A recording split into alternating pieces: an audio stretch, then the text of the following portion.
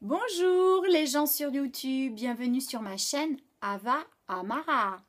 Par ces jours de chaleur suffocante, je n'ai rien trouvé de mieux que de lire cette semaine Fahrenheit 451 de Ray Bradbury.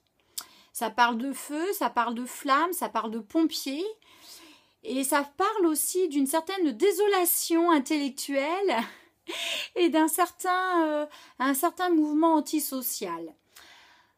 Alors, je vais faire une vidéo rapide et courte, non pas que je sois pressée, mais parce que, comment vous dire, je brûle intérieurement. Il fait vraiment chaud. Mais c'est juste pour vous dire que ce petit bouquin de 200 pages, il est à lire, c'est magnifique, c'est extraordinaire. Il est rangé, il est classifié dans la catégorie SF, c'est-à-dire science-fiction. Mais pour moi, c'est plutôt un classique et surtout un livre de philosophie et de réflexion. 451 degrés Fahrenheit représente la température à laquelle un livre s'enflamme et se consume. Dans cette société future où la lecture, source de questionnement et de réflexion, est considérée comme un acte antisocial, un corps spécial de pompiers est chargé de brûler tous les livres dont la détention est interdite pour le bien collectif. Et nous suivons donc ainsi les pérégrinations d'un pompier dont le rôle n'est pas de calmer le feu ardent d'une maison ou d'une bibliothèque, mais son job à lui, avec ses collègues, c'est de brûler les bibliothèques, les bouquins, et de mettre en prison les gens qui les possèdent. C'est une société où le divertissement est roi, où le vide intersidéral dans le cerveau est le maître. On est vraiment là-dedans. Le pompier Montag, donc notre héros, se met pourtant à rêver d'un monde différent. Il commence à se poser des questions, qui ne bannirait pas la littérature et l'imaginaire au profit d'un bonheur immédiatement consommable. C'est un bouquin qui a été écrit qui a été édité en 1953, qui est toujours terriblement d'actualité parce que en le lisant, je pensais à ce gars-là, patron d'une chaîne de télévision française qui, il y a quelques années, avait fait oh mon Dieu, qu'est-ce qu'il raconte? Avait offusqué les âmes sensibles en disant j'occupe les temps de cerveau disponibles par la publicité.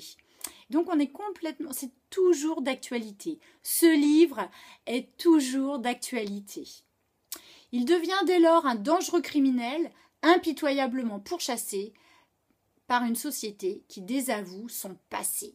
Donc table rase a été faite du passé, pas de réflexion, pas d'idées, pas de poésie, rien. Uniquement le divertissement télévisuel imposé par l'État. Tel est le monde dans lequel nous plonge Ray Bradbury. Alors forcément, on peut se dire que la censure, finalement, c'est un peu imaginaire, mais en fait non. Encore aujourd'hui, dans notre pays, on a quelques livres qui sont censurés. Il y en a quelques-uns, pas beaucoup, mais quelques-uns, si vous en parlez, vous avez une fatwa sur vous. Donc il ne faut pas en parler. Et vous avez d'autres livres où, pour des raisons idéologiques, probablement à juste titre, parfois d'ailleurs, sont aussi interdits à la lecture. Et sont introuvables dans nos librairies. Mais il y a des gens, je ne les citerai pas, je ne dirai pas qui, mais j'en connais, qui ont un tel esprit, non pas de contradiction, mais un esprit indépendant. Eh bien, à partir du moment que dans la presse, on dit qu'un livre va être censuré ou qu'on ne peut pas l'acheter, ils se précipitent pour aller l'acheter. Donc, certains de ces livres censurés en France sont quand même disponibles dans certaines bibliothèques et je ne vous dirai pas où. Et moi, je sais où. Et ça, c'est très bien. En fait, c'est très bête, mais ça s'appelle le début de la résistance. Hein. Mais nous n'en sommes pas là. Nous avons énormément de chance dans notre pays d'avoir accès à énormément d'ouvrages divers et variés, à pouvoir échauffer notre cerveau et nous avons encore cette grande chance de pouvoir nous poser 10 milliards de questions.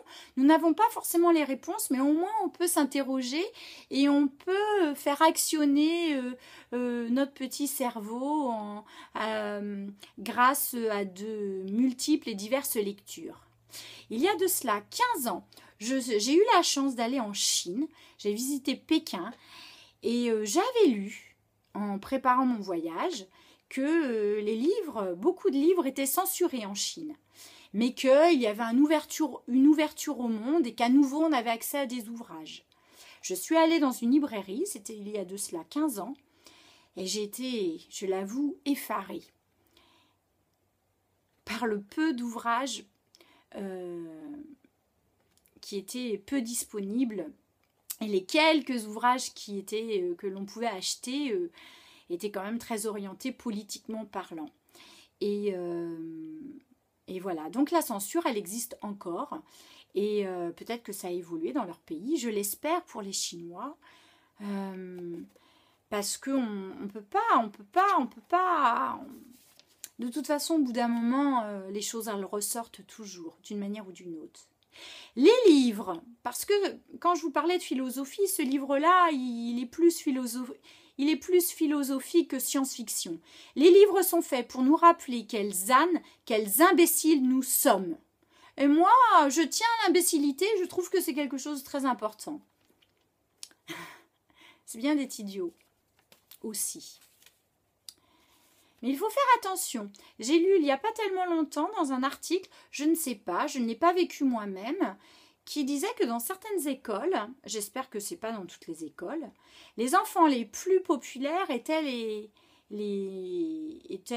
ceux qui font les idiots de la classe, quoi, et pour faire marrer leurs camarades, ce que je peux comprendre parce que ça a toujours été comme ça, plus ou moins. Mais que les bons élèves, parfois, pouvaient se retrouver à être stigmatisés parce que ce sont des bons élèves. Et donc, quelque part, c'est comme si on jetait la pierre aux gens qui sont un petit peu cultivés ou qui ont l'attrait pour la connaissance. Alors là, par contre, je ne sais pas si c'est généralisé, j'espère pas quand même.